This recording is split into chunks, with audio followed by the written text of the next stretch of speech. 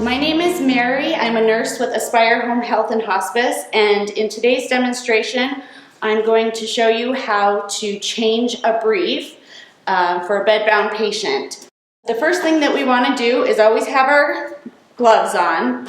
Well, wash your hands first, dry your hands, and then put your gloves on. It's easier if their head is laying flat.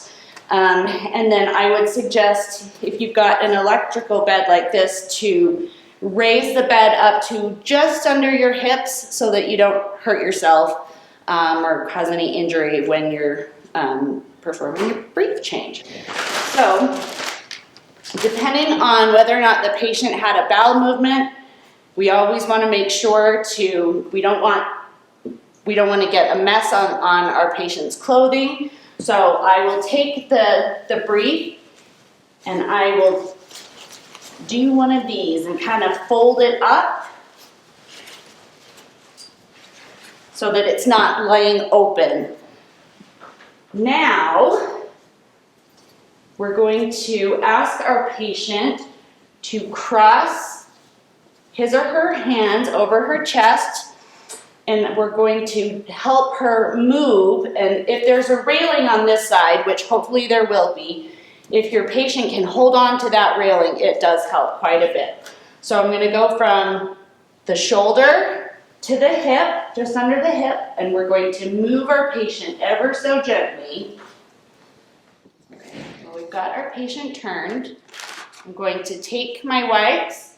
We always want to wipe from front to back. And then you've still got this dirty brief here, and you're going to use that brief to hold all of your wipes. Front to back. You want to clean really, really well, especially with our bedbound patients.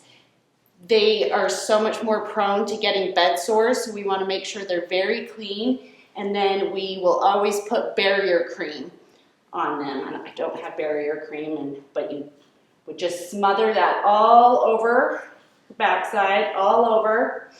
And then now that you've got your brief and your patient is still turned this direction, you can go ahead and pull that out. So now I'm going to show you how to put the clean brief on. So we've taken the dirty brief off, and what we're going to do is try to scoot the brief under the patient's bottom as much as possible. And then we'll have to roll her back,